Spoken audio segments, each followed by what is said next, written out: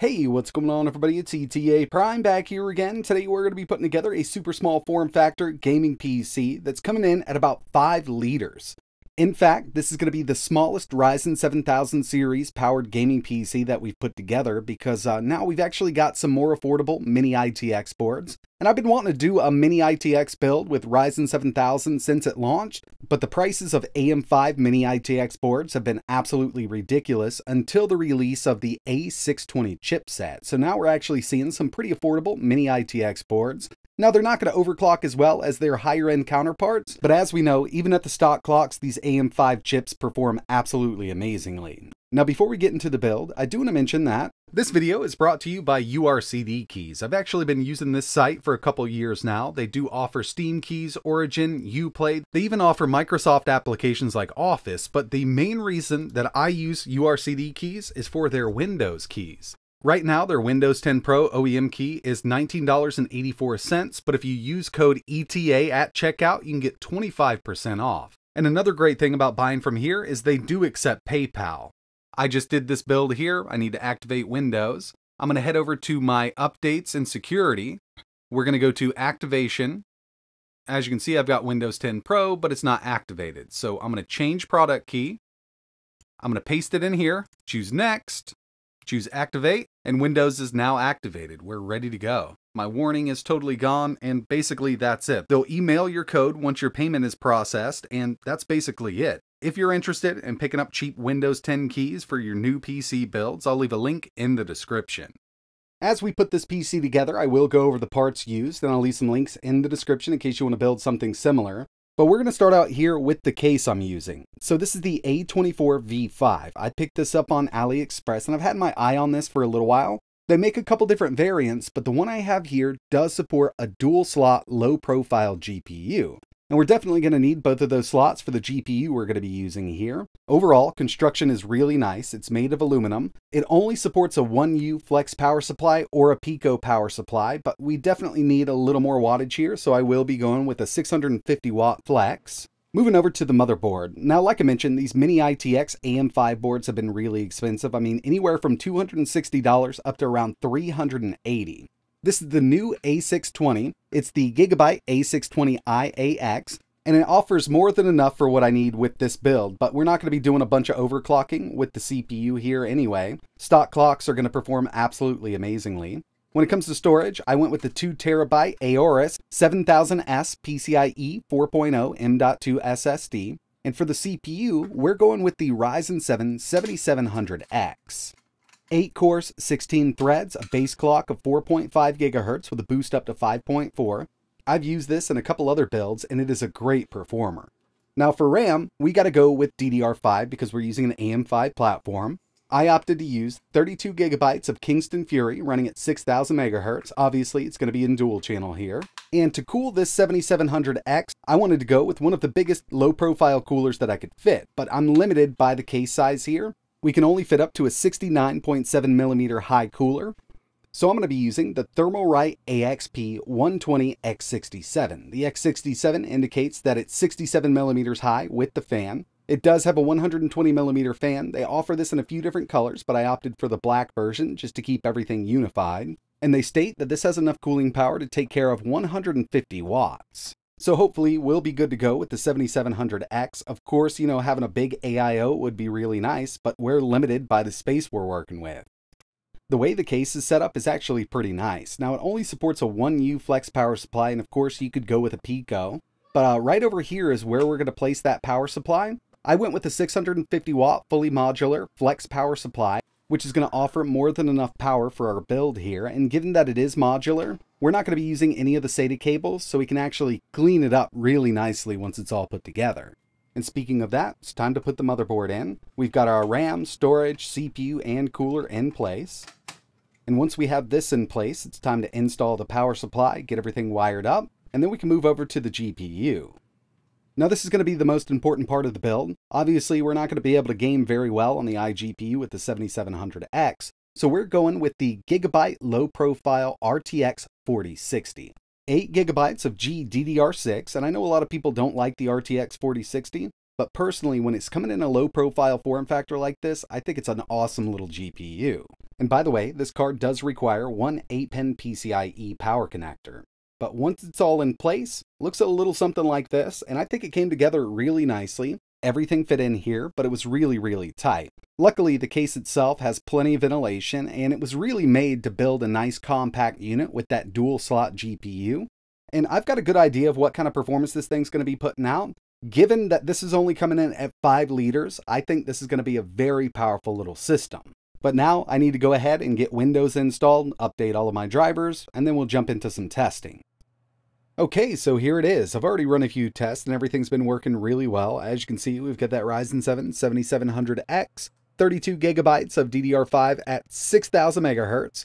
We've still got access to the iGPU, but really we're going to be using the RTX 4060. I've run some stress tests and benchmarks just to see if we were hitting thermal throttle with anything, and temps aren't bad at all. I was actually expecting them to be a bit higher. By the end, we'll take a look at everything and power consumption.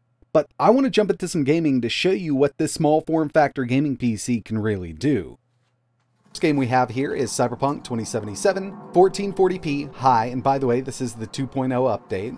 Looks really good like this. Going up to Ultra does require kind of a lot of DLSS, so I really didn't want to, kind of put it there. But you can go to 1080p Ultra with no DLSS and have a really good time with the game. But the way I have it set up right now, I'm getting an average of around 78 FPS. Which isn't bad at all. I mean, it's definitely really playable like this. Next thing I wanted to do was take a look at a few benchmarks, and the first one here is 3D Mark Firestrike coming in with a strong 26,002. And the RTX 4060 can do ray tracing in certain cases, but I really wanted to test out the 3D Mark Port Royal benchmark. We got a total score of 5,944.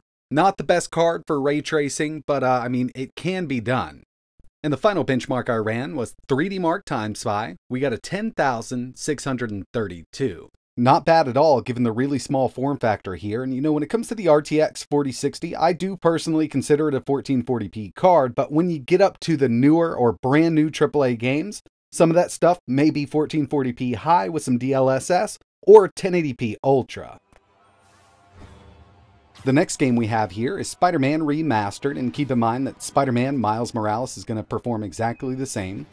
1440p, very high, 100% resolution scale, so we don't have any DLSS or FSR. This game runs amazingly on this little setup. We got an average of 102 FPS. And if you wanted to lock this at 120, you could always add a little bit of DLSS to it. Very high. I mean, we're maxed out right now at 1440, and it looks great.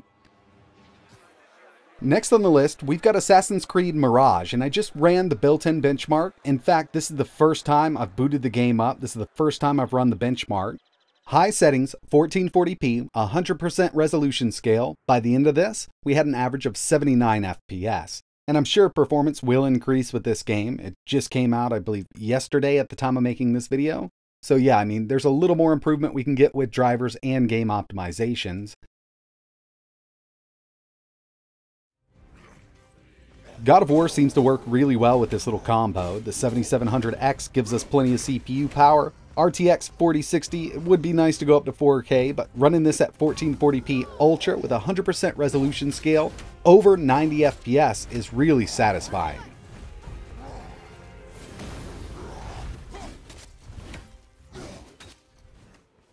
Elden Ring is one of those games that loves a strong CPU, and we've got it here because I'm at 1440p, maxed out. We're at a constant 60 FPS with this game. And I gotta say, I mean, this game looks so good at 1440p. Just going from 1080 to 1440 really does kind of liven it up. Water just looks absolutely amazing. This game runs great on this little setup. So the games we've taken a look at so far didn't require any DLSS or FSR, so we were at 100% resolution scale. But with something like The Last of Us Part 1 going up to 1440p, in order to get a really good frame rate out of it, I had to set DLSS to balanced, and we're at medium presets right now. So at 1080, we can take this way up if you want to, but if you're looking for 1440p gaming with this, you do have to take those settings down a bit. And the final game I wanted to test was Starfield. 1440p, medium, 60% resolution scale. Not great, but even in the cities, we are over 60 FPS. Now going out to the planets, indoors, you're going to hit 90s, even hundreds in some cases. But in these cities where it's really hard on the CPU and GPU, you really need to mess around with that resolution scale and take that preset on down. Another thing I wanted to take a look at here was total system power consumption. So this is going to pull a lot more than a mini PC powered by a Ryzen iGPU. But at idle, we're at around 33 watts. Average 1440p gaming jumps up to 223, and the maximum that I could get this to pull from the wall was 294 watts. Of course, totally maxed out, it can definitely pull some power, but the main thing I was worried about were the CPU temps with this 7700X. But the average with 1440p gaming was only 76 degrees Celsius, and the maximum I saw while gaming was 82. So really not too bad given what we're working with here. So in the end, coming in with a maximum of 5 liters, I think this is a great performer. And of course, you don't have to go all out with the 7000 series Ryzen. You can always go 5000 series. Even the 5600X paired up with this RTX 4060 does a great job. But I wanted to see what we could get out of a small PC like this. And yeah, I mean, we can definitely get quite a lot of power. But that's going to wrap it up for this video. If you've got any questions or if there's anything else you want to see running on this, like games or different operating systems, let me know in the comments below. And if you do want to build something like this, links for everything I used are in the description. If you're into videos like this, it'd be really cool if you could hit that like button or think about subscribing so you know when I post the next one. And like always, thanks for watching.